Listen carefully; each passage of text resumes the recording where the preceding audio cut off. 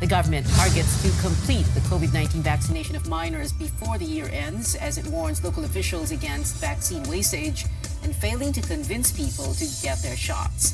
And gymnast Carlos Yulo gets hundreds of thousands of pesos in cash incentives after his double medal triumph at the 2021 World Artistic Gymnastics Championships.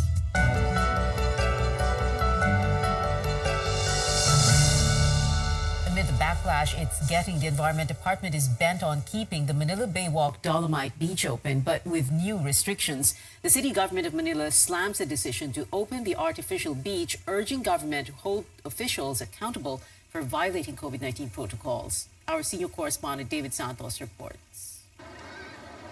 As more people seem to enjoy the Manila Baywalk Dolomite Beach, the Environment Department continues to draw flack for its decision to open it to the public. Mayor Isko Moreno lashing out at the DENR for failing to coordinate with Manila City Hall. He wants charges filed against those whom he says allowed government rules to be violated, and the criticisms are even coming from higher ups. Our attention was called by the Office of the President and IATF. As a result, environment officials announcing new guidelines for visitors at the artificial beach. Kids 11 and below will no longer be allowed. The area will be shut down for the Long Undas weekend from October 29 to November 3, as well as the succeeding Fridays. There are even plans to close it on weekends. The past 2 weekends saw the highest number of daily visitors. From an initial target of 10,000, last Sunday it skyrocketed to more than 121,000, 12 times more than what DENR had expected. Medical experts warned this could be a super spreader event. Government had previously closed down and penalized private open-air resorts for violating rules on mass gathering. But the Dolomite Beach, it will continue operating. Even if we have that big space, kaya lang sumobra naman ang dami ng tao. So this is a wake-up call. Kaya nga nag-adjust kagad kami. We tried to really address yung mga concerns. Kasi ang experience namin, pag may pila sa labas, yun yung pinaka-problema dahil mas dikit-dikit sila isa kung nasa loob sila sa Dolomite Beach. For the past 9 days, more than 320,000 people have visited the Dolomite Beach, young and old. Despite COVID-19 protocols, there's no way to know if any of the visitors was COVID positive or could have infected other people. With that volume, big volume of people going in the Dolomite area, it is really impossible to identify and contact tracing kasi sa bilangan lang, hirap na hirap na kami. DENR will soon limit the crowd by issuing visitor stubs as well as mandate contact tracing. David Santos, CNN Philippines. Senator Nancy Binay says it would be better to close the artificial beach for now. She adds the crowding problem highlights the need for the national and local governments to rethink how green and open spaces will work best under the new normal. But for Senator Francis Tolentino, the beach can remain open as long as officials consider the area's carrying capacity and properly manage the crowd. The government sets another target: finish the COVID-19 vaccination of minors by December. In President Duterte's public address last night, vaccine czar Carlito Galvez said it is important to speed up the vaccination of minors to protect them from severe disease and hospitalization. Galvez said 20% of Delta variant cases that needed hospitalization were children. Ang maganda pa rin po, matapos muna natin po yung ating mga kabataan, at least mga December, para at least yung mga ibang susunod na mga sektor na magkakaroon po ng third dose after the healthcare workers, hindi po magkahalo-halo at saka ma-priority po natin ang mga bata. Galvez added completing the vaccination of minors is needed to reopen all schools, protect the education sector, cushion social risks among children and adults, and recover lost time for children. He also said getting them protected can make for some leeway to move around, play, and study, as there is an urgent need to address the psychological impact of the pandemic on children. So far, around 10,000 immunocompromised minors aged 12 to 17 in Metro Manila have been vaccinated. Interior Secretary Eduardo Año warns local governments of possible charges if there will be wasted COVID-19 vaccines in their jurisdictions. The Health Department last week reported nearly 13,000 doses were discarded or damaged since March.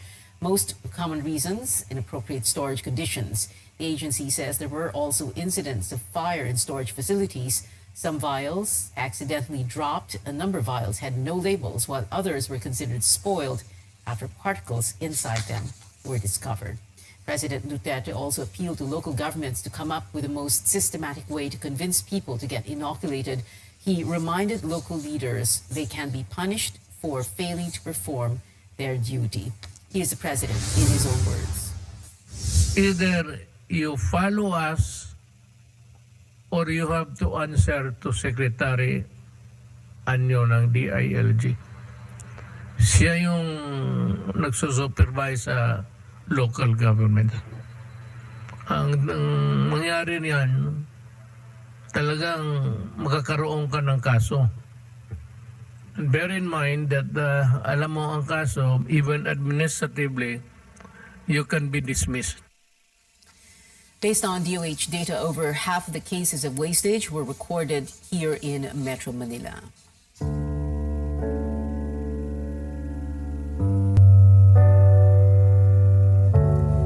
Metro Manila cemeteries and columbariums are ready for visitors ahead of their scheduled closure from October 29th to November 2nd. Authorities say health and security protocols are in place as Filipinos mark the annual tradition. Tristan Odalo reports. 65-year-old Romeo Cipres is making the most out of his newfound freedom as COVID-19 restrictions ease for senior citizens. On top of his bucket list, visit his late brother at the Manila North Cemetery. Bilang pag-alala at pagmamahal at bilang kapatid ko siya, hindi ko siya nalilimutan. Kasabay ng panalangin. Officials have imposed limitations and strict health protocols. Romeo says he likes the setup, describing it as more meaningful and peaceful. Ako nagpunta ng mas maaga para hindi siksikan at na makaiwas din sa hawahan, social distancing. The MMDA inspects the Manila North Cemetery ahead of its closure to prevent overcrowding on All Saints and Souls Day. The cemetery is usually packed by up to 1 million visitors before the pandemic. The crowd at one of the biggest cemeteries in the region is now limited to around 20,000 a day. Magandang assessment natin. Nakita natin ang kahandaan ng kanilang administrasyon, ang ating kapulisyahan, maayos sa mga vendors. At ang tao as expected spread out. No? Hindi kamukha na isang araw, halos 1 milyon siksikan. Ngayon on any given day, 20,000 na very manageable para sa kanila. Authorities have closed entry points in Quezon City and Caloocan to regulate the number of visitors. Police have deployed 80 personnel on patrol, while children below 12 years old cannot enter the cemetery. By 28, we will padlock the gate. Ipapadlock namin yung gate namin dito sa harap. 28 pa lang ng hapon isasara na namin ito in preparation dun sa 29 na hindi na natin bubuksan ang Manila North Cemetery. Kinumpis ka yung mga hagdanan nila doon sa likod para lahat ay dadaan dito. Why? We have to control yung dami ng tao. We have to monitor yung number ng tao na pumapasok.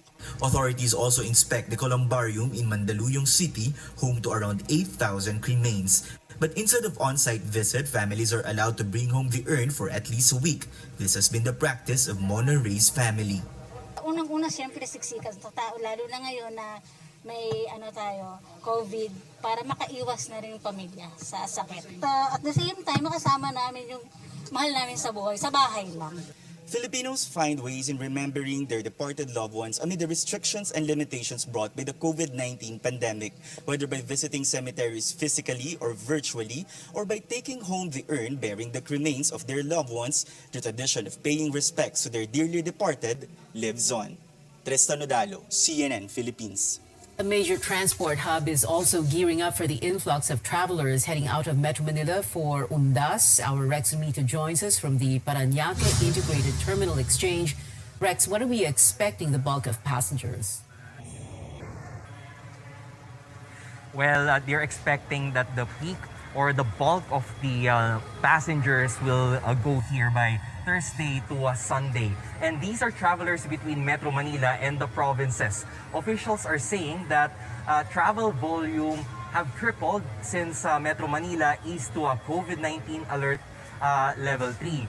They're also expecting that the number will go to as much as 60 to 65,000 passengers in the coming days. At least that's daily. This is significant since most of the travelers are going here only at 70,000 before the pandemic. That's why terminal officials have already requested for additional buses from bus companies to at least address the demand. And the management also vows to make sure the large crowd will not cause new infections. More safety marshals are deployed to enforce health protocols, while all employees have been fully vaccinated. Our partner government agencies to assist us in this, no? That's why you can see there in the terminal there are people from the Philippine National Police, IAC, LTO, and LTFRB. It's important to know all the requirements of the local government of your destination. LGUs require RT-PCR or antigen test results, while others only require vaccination cards. It's better to reserve your ticket 48 hours before departure by calling your bus company, if not the PITX. This is encouraged, especially for those bound for Bicol region and the Visayas or Mindanao provinces. Walk-ins are okay for those traveling to Southern Luzon, but slots can be filled fast. Be advised that buses are required to fill up only half of their seating capacity. Also, make sure to download the Stay Safe app if it's required by the LGU of your destination. Once you arrive at PITX, make sure to always wear face mask and shield and practice physical distancing. If you don't have an antigen test yet, as required by your LGU, you can take one at PITX. It's 800 pesos and you can get the result after an hour. But make sure to arrive at PITX at least 4 hours before your scheduled trip. So far, dito sa bus, mas mabilis, mas maganda yung very accommodating yung mga personnel. Ay, gusto namin yung maluwag na. Gusto namin yung dating wala masyadong hassle na pupunta ka ng terminal, andun na. Well, there are also restaurants in the terminal where you can dine in, and there's also free Wi-Fi. Passengers, meanwhile, are advised to just bring at least 10 to 20 kilos of luggage and other items. Back to you. Rex, more routes being planned since more provinces are relaxing travel restrictions? Well, the terminal management is just expecting the green light from the LTFRB to allow them to launch more routes at least to Eastern Visayas, because so far the PITX has trips only to Maasin City and Southern Leyte, and they say that they will do their best to at least launch these routes before the Christmas season. Tia. Rex Amito there reporting. Coming up on Newsnight, Puerto Galera steps up its inoculation drive for the indigenous Mangyan group amid vaccine hesitancy among some tribe members. And the Commission on Elections tightens rules for next year's polls. Find out what changes to expect. Keep it here on CNN Philippines.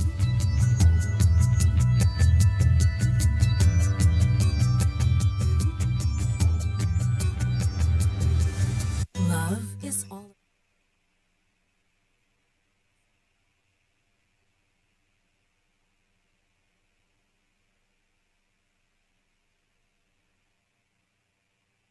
Sa'yo, ba't nakasimangot ka? Alam ko na. Masakit ang katawan mo, ano? Sa sobrang trabaho? O di kaya masakit ang ulo sa sobrang stress? Break ka muna. Hinga ng malalim at imasahe ang ulo mo gamit ang Herbalaya Liniment Oil. Ako rin ganun eh. Kaya pag mataas ang tensyon sa trabaho, mag-Herbalaya break ka muna. Herbalaya Liniment Oil. Amoy na kaaya-aya sa bawat pahid.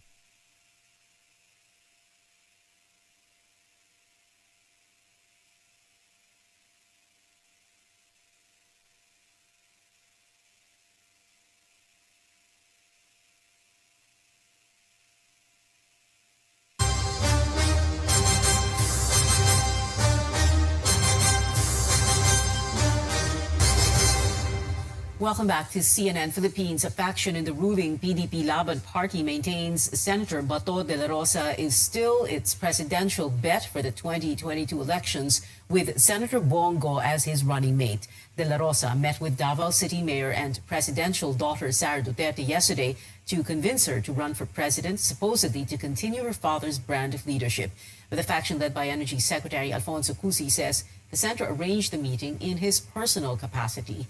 Cusi adds party officials are not talking to the mayor about substitution, but that they will respect her decision if she decides to seek the presidency instead of re-election. That is a kind reminder to the mayor about the deadline of the substitution. The question is this sanctioned by PDP? Wala po kaming pag-uusap na ganon. Opo.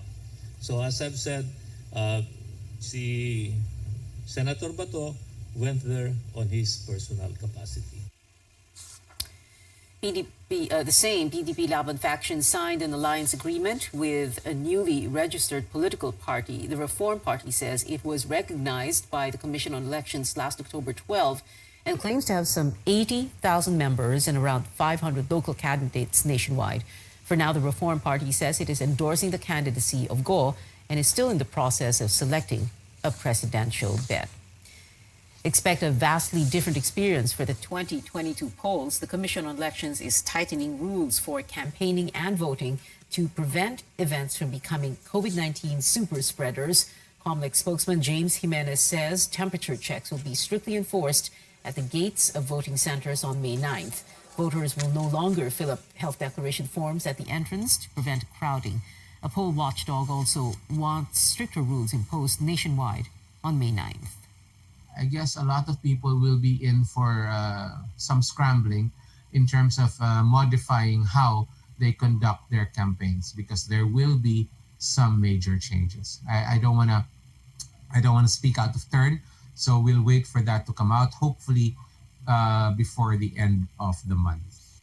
We're confident that the turnout will be high next year. We just need to ensure that the people, when they turn out to vote next year, they will be safe. A limited number of voters will also be allowed to sit down and shade their ballots inside classrooms to enforce physical distancing. They will not be allowed to loiter around the building after voting. Now get your weekly political appointment fixed tonight. We'll talk about the looming substitution deadline with the Commission on Elections Chairman Sharif Abbas, plus the one-term mayor of the nation's capital, Isko Moreno, lays down his plans as he guns for the presidency. Catch those discussions later at 8:30 on Politics as Usual, only here on CNN Philippines. Deadline that could throw the best laid plans out the window. It's all a very tricky balancing act.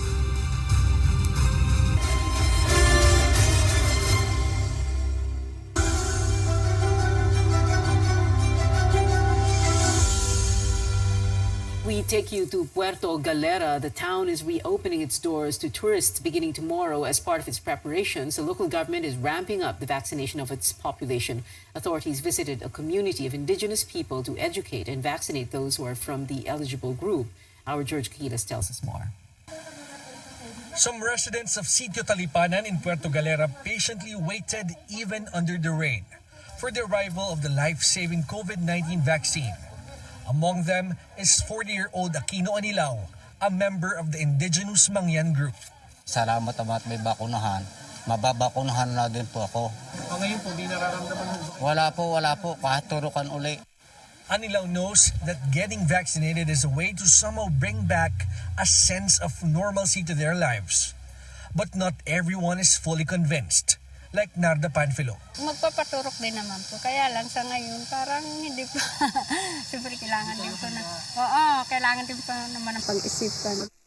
The local government underscores the glaring vaccine hesitancy among its indigenous people, citing misinformation and even disinformation coming from different sources. Their strategy? To let the indigenous leaders explain the benefits of vaccination to their tribe members and bring it to their communities. Takot po sila, merong nababalita, may namamatay, nababalita na matagal nagkakasakit. Pagkatapos itong bakunang ito, sigurado malalaman nila yan na walang naging effect sa mga tao na nakunahan, mahihikayat na sila. Talagang pinupuntahan ng mga turista yung yung mga IPs namin. Sila din yung mga, sometimes, trabahador din sa construction. Dito rin sila tatrabaho, bihira na sa kanila yung yung nasa agriculture most of them talaga engaged na rin talaga sa tourism. The local government says its vaccination campaign is now in full swing, especially with the impending reopening of the town to tourists.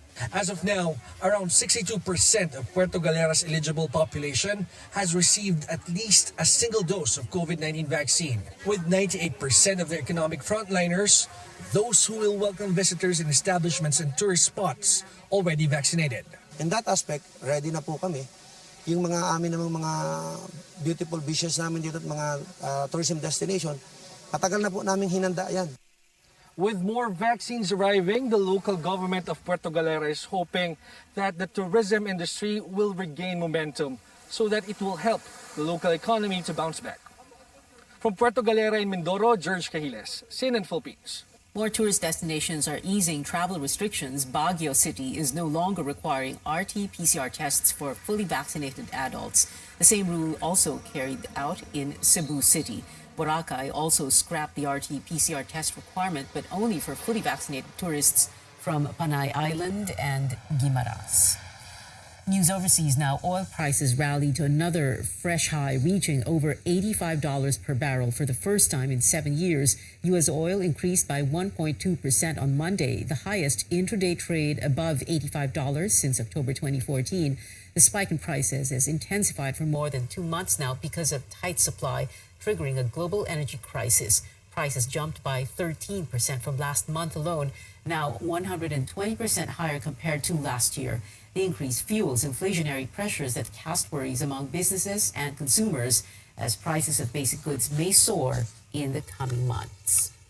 Member states and dialogue partners of the Association of Southeast Asian Nations convened today until Thursday for the 30th and 39th ASEAN summits hosted by Brunei. Leaders are meeting virtually to discuss COVID-19 response and recovery efforts, community building initiatives, and other regional and international developments. President Duterte also joined the summit with some key cabinet officials. The president will also attend meetings with dialogue partners, but no word yet if he will have one-on-one talks with other leaders on the side. Former Japanese Princess Mako marries her college sweetheart Kei Komuro in a subdued ceremony marking her formal departure from the royal family.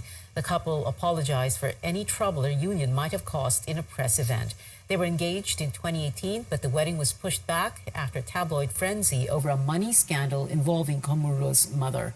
Mako declined $1 million payout from the government, which he was entitled to as a departing royal, to appease a disapproving public. The newlyweds are also expected to move to New York City, where Komuro works in a law firm. Coming up on Newsnight, other than the gold and silver, world champion Carlos Yulo is taking home special incentives from the government. And an update on the controversy surrounding the star of Netflix's leading K-drama Hometown Cha-Cha-Cha. Details after the break.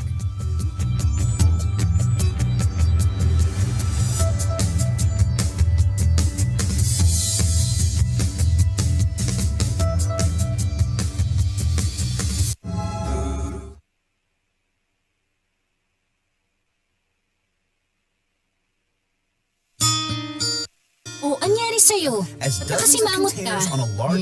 Alam ko na, masakit ang katawan mo, no? Sa sobrang trabaho? O di kaya masakit ang ulo sa sobrang stress? Break ka muna.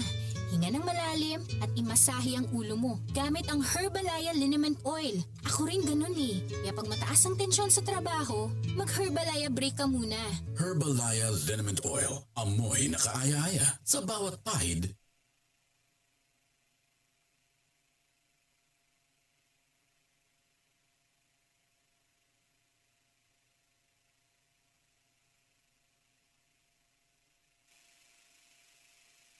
As dozens of containers on a large shipping vessel caught fire. Rough sea conditions were blamed for sparking the blaze, which ultimately forced at least 40 containers, some possibly containing hazardous materials, to be dropped overboard in an effort to save the boat and its remaining cargo. No injuries were reported, but at least 16 people on board were evacuated while responders battled to contain the fire from both on and off the ship. Authorities in Northern California are warning residents of the possibility of landslides and life-threatening flooding due to severe weather. This large rock slide shut down both sides of a mountain highway near Tobin. The dangerous conditions add insult to injury for a region recently ravaged by wildfires. Okay, time for some good news. Check out this Chicago kid's amazing Halloween costume. It's a spot-on nod to the famous Ferrari from Ferris Bueller's Day Off. The Alfano family have been crafting the costume since August for their son, who has cerebral palsy and uses a wheelchair. Between the meticulous details like the vanity plate and infamous odometer mileage, it looks like the Alfanos pulled out all the tricks for a real Hollywood Halloween treat. Oh yeah. For Take a Look at This, I'm Jeremy Roth.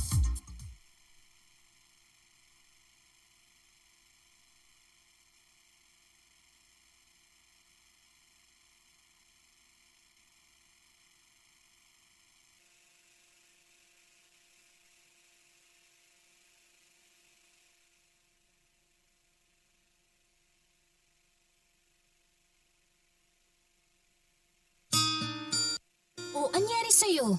Ba't nakasimangot ka? Alam ko na. Masakit ang katawan mo, ano? Sa sobrang trabaho? O di kaya masakit ang ulo sa sobrang stress? Break ka muna. Hinga ng malalim at imasahe ang ulo mo gamit ang Herbalaya Liniment Oil. Ako rin ganun eh. Kaya pag mataas ang tensyon sa trabaho, mag-Herbalaya break ka muna. Herbalaya Liniment Oil. Amoy na kaaya-aya sa bawat pahid.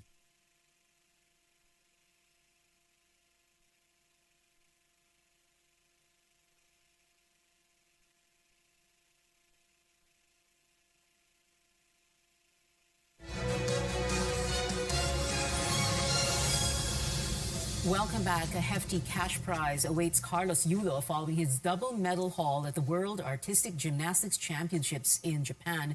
The Philippine Sports Commission approved 750,000 pesos worth of special incentives for the 21-year-old athlete. He is the first Filipino to win multiple medals, a gold and a silver, in the global tournament. PSC Chairman Butch Ramirez says Yulo's reward will not fall under the National Athletes Incentives Act. A gold and silver medal would have entitled him to 1,500,000 pesos respectively, but the law states that the world-level competition must be held at least every 2 years. The World Artistic Gymnastics Championships has mostly been an annual event since 2019, except during the pandemic. Yulo expects a hectic year ahead. He's gearing up for 3 major tournaments. The gymnast also says he's preparing for the bigger challenge of nabbing a medal in the all-around category apart from ruling his pet events. And trending online, a new report surfacing detailing K-drama star Kim Son-ho and his ex-girlfriend's relationship. It supposedly debunks her previous claims of a forced abortion. Mutual friends of hometown Cha-Cha-Cha actor and Choi Young-ah, presumed to be the former flame, revealed the abortion was a mutual decision through Korean news outlet Dispatch. They also denied claims that Kim Son-ho left his partner after the procedure, saying he took care of her during recovery. The star released a public apology for his, quote, inconsiderate behavior a few days after the anonymous post from his ex-girlfriend broke out. And before we go, a new horror comedy features characters fighting to shop till they drop. CNN's David Daniel gives us the big screen previews in the Hollywood Minute. Places, everyone. 3, 2, go, baby. Go! Black Friday! What could be worse than working at a toy store on Thanksgiving night as mobs of manic shoppers come looking for bargains? What if some of those shoppers were monsters on a murderous rampage? Store manager Bruce Campbell and his retail minions battle the holiday hordes in the horror comedy Black Friday, in theaters November 19th and on demand November 23rd. It's just wonderful. It was so great. Emilia Clarke is putting a futuristic spin on pregnancy in her next movie. Variety reports Clarke is set to star in The Pod Generation, about a couple using new technology to share the pregnancy experience with detachable artificial wombs, or pods. Chiwetel Ejiofor plays her somewhat reluctant partner in the sci-fi rom-com, which begins filming in March.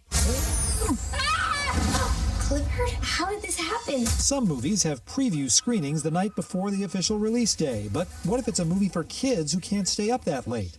With Clifford the Big Red Dog opening Wednesday, November 10th, Paramount is holding all-day early access screenings on Tuesday, November 9th. Check cliffordmovie.com for locations and ticket info. In Hollywood, I'm David Daniel. It is 60 days before Christmas, and that is it for now. Join me again on News.ph at 7 p.m. I'm Pia Ontiveros for Newsnight, where we go above and beyond the headlines.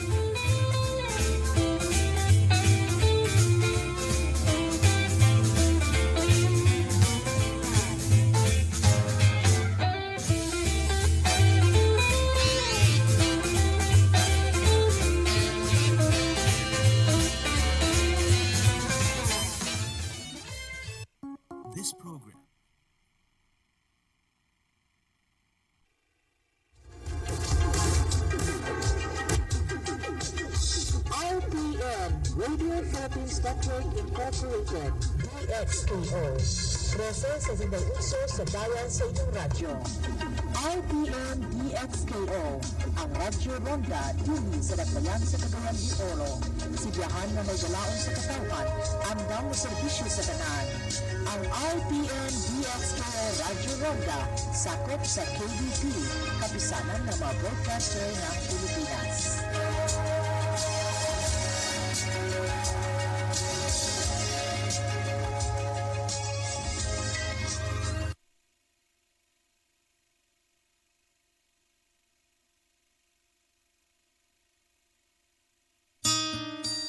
O, anyari sa'yo? Ba't nakasimangot ka? Alam ko na. Masakit ang katawan mo, ano? Sa sobrang trabaho? O di kaya masakit ang ulo sa sobrang stress? Break ka muna. Hinga ng malalim at imasahe ang ulo mo gamit ang Herbalaya Liniment Oil. Ako rin ganun eh. Kaya pag mataas ang tensyon sa trabaho, mag-Herbalaya break ka muna. Herbalaya Liniment Oil. Amoy na kaaya-aya sa bawat pahid.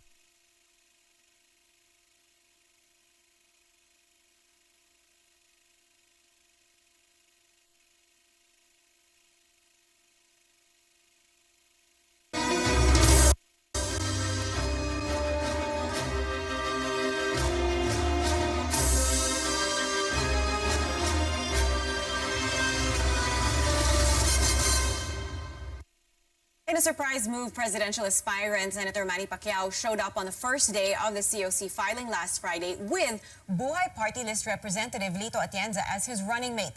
Pacquiao said he picked Atienza because of his decades of experience in public service. Let's now get up close and personal with Congressman Lito Atienza. He joins us live via Zoom. Good morning, Congressman. Thanks for being with us this morning.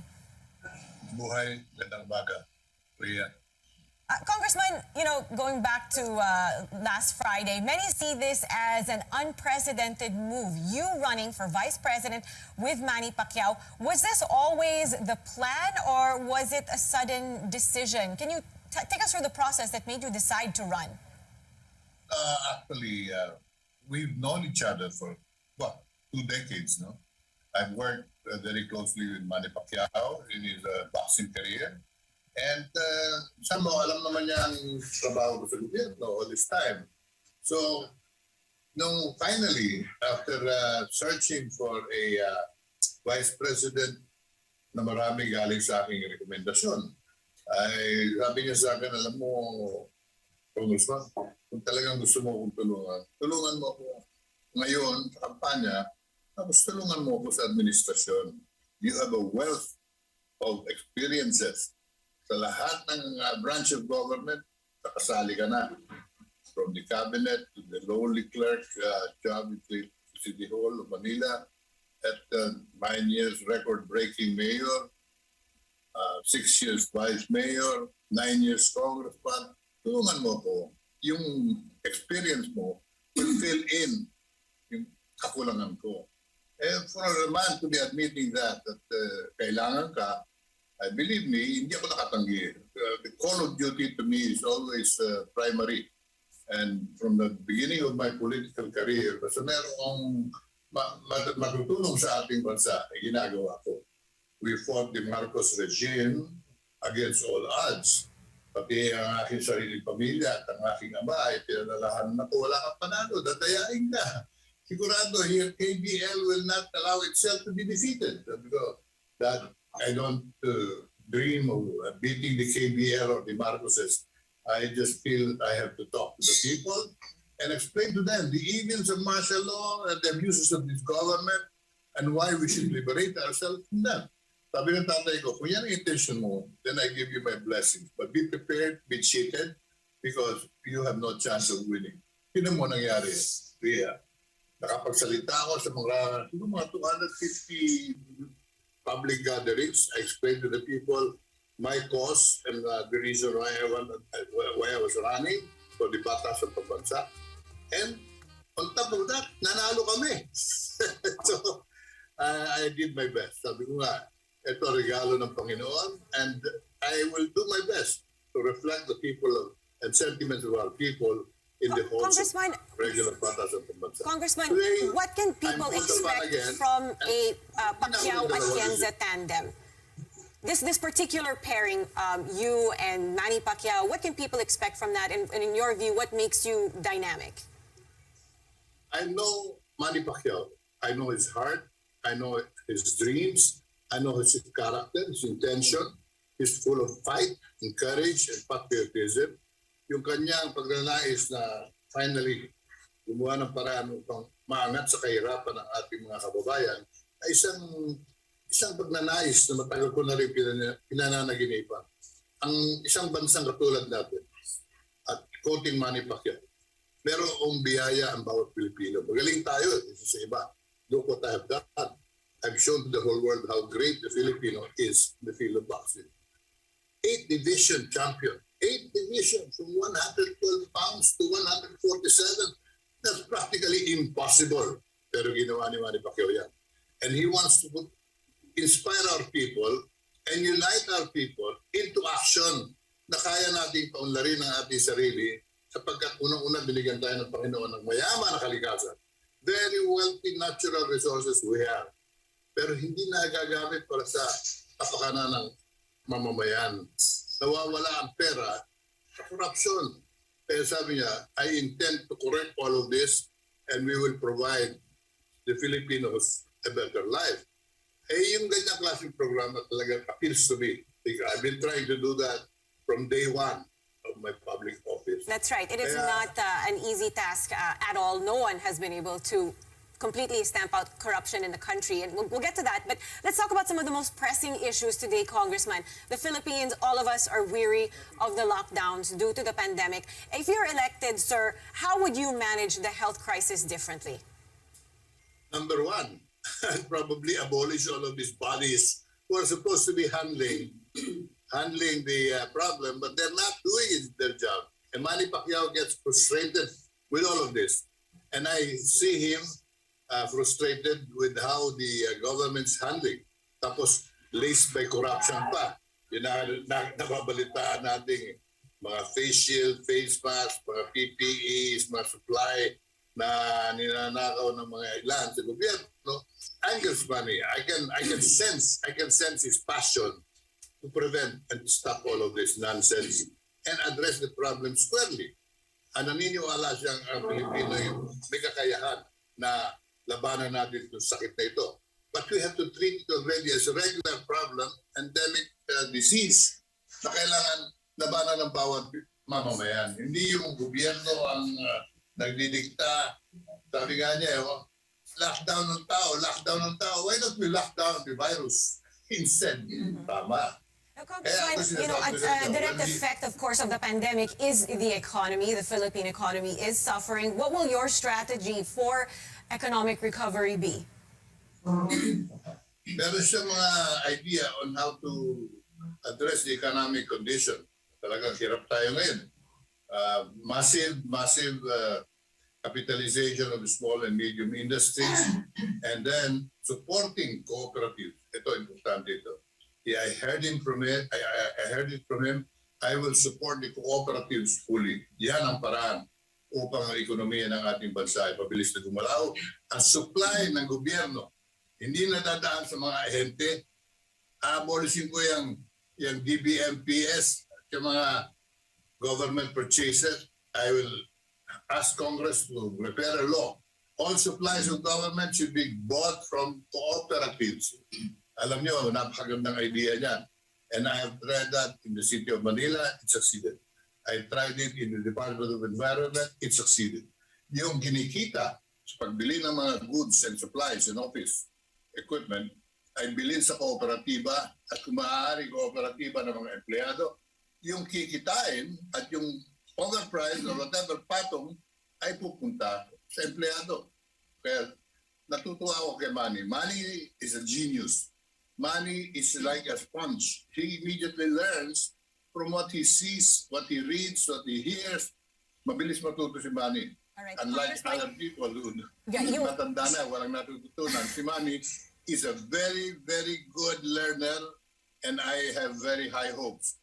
He is the only one who can unite and inspire our people into action. Now, Congressman, you mentioned corruption earlier. Corruption is so ingrained in our government. How will you curb this, and what makes you sure that you can succeed where others have failed? I didn't fully grasp the sentence. Sure, I can repeat it for you, sir. How will you curb corruption, and what makes you sure that you and Manny Pacquiao can succeed where others have failed? Again, I will not quote myself. I will quote what I hear from Manny Pacquiao. Sabi niya, kaya walang tigil ang korupsyon. Alam nyo, wala kasing nakukulong sa korupsyon. Ikulong muna natin lahat yung malalaking corrupt official. Sabi niya, I'll build the biggest house. I will build millions of houses. But the biggest will be the mega prison where I'll put all of these corrupt officials. Pag nakulong ang mga gumagawa ng kalokohan at naparusahan, titigil ang corruption. But for as long as hindi nakukulong at nanalo pa sa election afterward, talagang walang madadala. Nakaw dito, nakaw doon. Walang tigil ang korupsyon. Maliit pa akong bata sa Maynila. Yan ang naririnig ko. Naghihirap tayo dahil sa korupsyon. Walang nakukulong. Now, you ask me how do we address the problem and how do we make it effective? Ikulong. The certainty of arrest, punishment, and incarceration will prevent or at least minimize greatly corruption in the country. All right, And corruption is at this point, corruption is the biggest factor why we remain to be poor. Not because kulang tayo sa yaman ng kalikasan.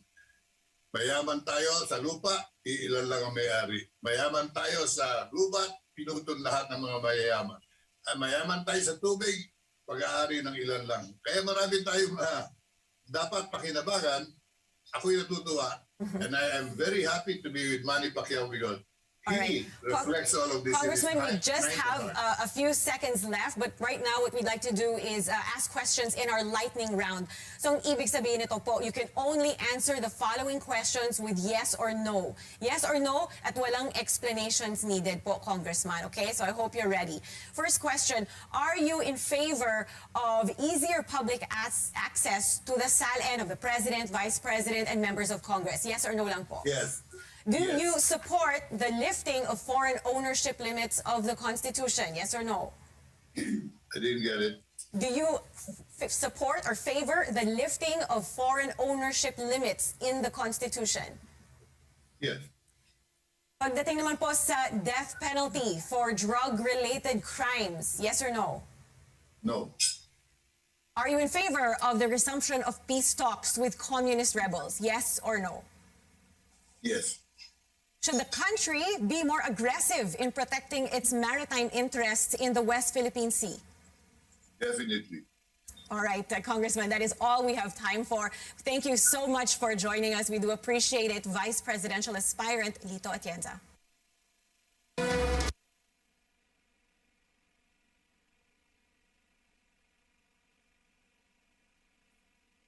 Simangot ka. Alam ko na. Masakit ang katawan mo, ano? Sa sobrang trabaho? O di kaya masakit ang ulo sa sobrang stress? Break ka muna. Hinga ng malalim at imasahe ang ulo mo gamit ang Herbalaya Liniment Oil. Ako rin ganun eh. Kaya pag mataas ang tensyon sa trabaho, mag-Herbalaya break ka muna. Herbalaya Liniment Oil. Amoy na kaaya-aya sa bawat pahid.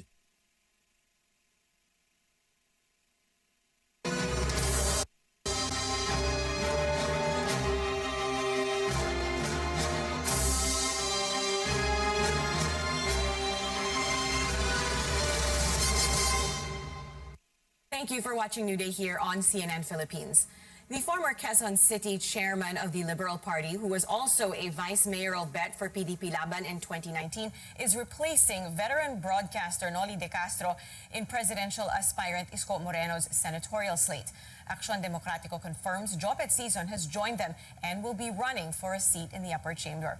Now, let's get up close and personal with Jopet Sison, who joins us live via Zoom. Good morning, Jopet. Thank you for joining us. Good morning, Ria. Thank you for having me, and good morning to everyone watching up close. All right, Jopet, before deciding to run for the Senate, you already filed for a certificate of candidacy for QC District Representative. Can you tell us how exactly did you end up taking Noli De Castro's slot in Action Democratico's senatorial slate? Yes, Ria, the original plan is really to run for Congress, but I was informed that I was part of the short list for the senatorial slate. But since it was already filled up by back then by Kabayan, I continued with my original plan of running for Congress in the 4th District. All right. Why do you think it was you who, in particular, who was chosen to take his place when he withdrew his candidacy? Well, the party has a search committee, and they adopted several criterias. I was part of that short list. Fortunately, I was chosen to replace Kabayan when he backed out. Right. Well, Jopet, certainly you are no stranger, no newbie to politics. You have experience in local politics where you were a member of the Liberal Party in the 90s, sitting as Quezon City 4th District Councilor from 1992 to 1998. You also ran for Quezon City Vice Mayor under PDP Laban back in 2019. That's when you lost to Gian Soto by just a slim margin. Now, which of these experiences do you think can help you land a seat in the Senate? Well, as to qualifications, I've been a councilor for 6 years. Prior to that, I even legislated in the barangay level. So in terms of legislation, I think my track record will show that during this time that I was a legislator for the city, I passed more than 250 laws. I had best attendance during that time, and I was able to have approved landmark legislations for the city. The process of legislation is more or less similar in the local legislation for the city, as well as the Senate. The rules, Robert's Rules of Order applies. The process of legislation are more or less the same, and even the number in the city council, there are 24 councilors back then, and here in the Senate there will be 24 also. So probably the level of debate would be more intense in the Senate. So as to qualification, I believe I can do the job.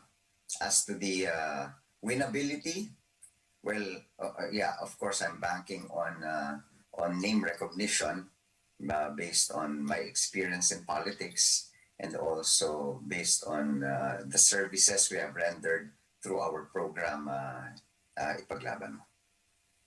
There are a number of re-electionists and former senators trying to make a comeback in 2022. It's a very tight race. There are so many candidates. How confident are you that you can win this election? You've mentioned your experience and name recall because you were in the media with a show that you had with your father several years back. Yeah. Well, I always presume that when election time comes, the playing field is leveled. Each person gets one vote, whatever status you're in. I'm also relying on the help of the party and the volunteer groups under the party and supporting Isko Moreno Dumagoso in order to assist us in campaigning nationwide. Jopet, as I mentioned, you have a background in media. You also have an extensive background in public housing. What are your advocacies if indeed you do win a seat at the Senate?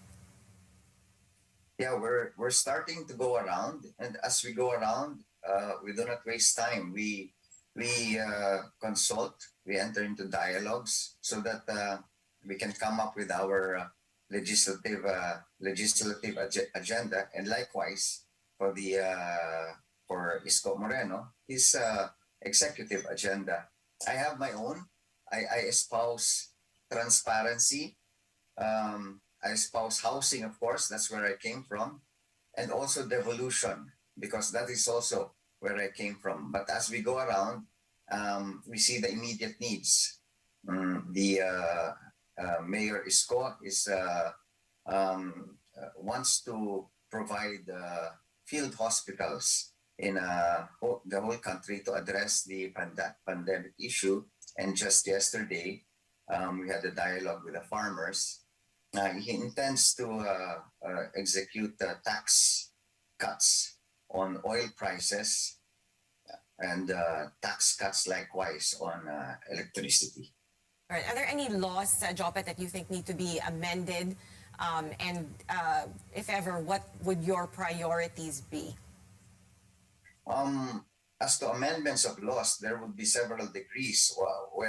Probably a major amendment would be a constitutional change on the form of government, specifically pertaining to, we can discuss on federalized government or an adoption of that, so that we can provide for a government more near the people. That's a major amendment to the laws, but we can think also of several major legislations. My immediate thought right now is amendments on the budget itself. The most important law passed every year is the budget, and there has been so much talk about transparency in this budget that I think it is high time we provide amendments in terms of presentation of the budget. The issue of pork barrel can really be resolved through transparency by coming up with a democratized budget where it is open for every Filipino to scrutinize and to view, so that specific line items in this budget would easily be available, and so that we can avoid lump sum appropriations, being transparent, avoiding irregularities, avoiding corruption. Right, Jopet, I want to talk a little bit about your party, Aksyon Demokratiko. Now, there's been speculation of infighting within the party following the resignation of Cesar Chavez and then Florin Hilbay. And this has been denied by the party, but some say these consecutive resignations are not good, at least for the optics, right? What can you say about this? I don't see any infighting in the party. These are circumstances which are personal to the people who left, who have resigned from the party, but they are still providing assistance and help and guidance to the party in our decisions. So there is no infighting. We do not really see where that is coming from. All right, so no bad blood there. No bad blood, yes. All right, thank you so much for your time this morning, sir. We've just spoken to senatorial aspirant Jopet C.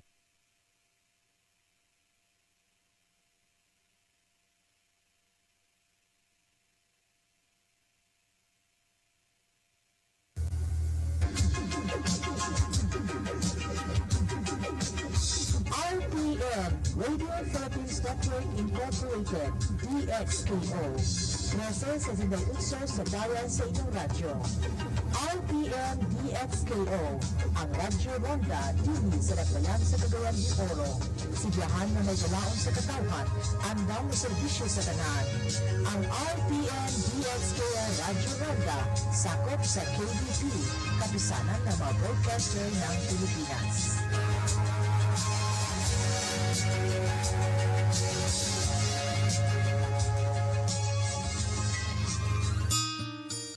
O, anyari sa'yo? Ba't nakasimangot ka? Alam ko na. Masakit ang katawan mo, ano? Sa sobrang trabaho? O di kaya masakit ang ulo sa sobrang stress? Break ka muna. Hinga ng malalim at imasahe ang ulo mo gamit ang Herbalaya Liniment Oil. Ako rin ganun eh. Kaya pag mataas ang tensyon sa trabaho, mag-Herbalaya break ka muna. Herbalaya Liniment Oil. Amoy na kaaya-aya sa bawat pahid. Sunda ang programang Lambo Misamis Oriental aron may balaan mo ang mga kalampuan ug pangitabo sa Misamis Oriental ubos ni Governor Bambi Imano.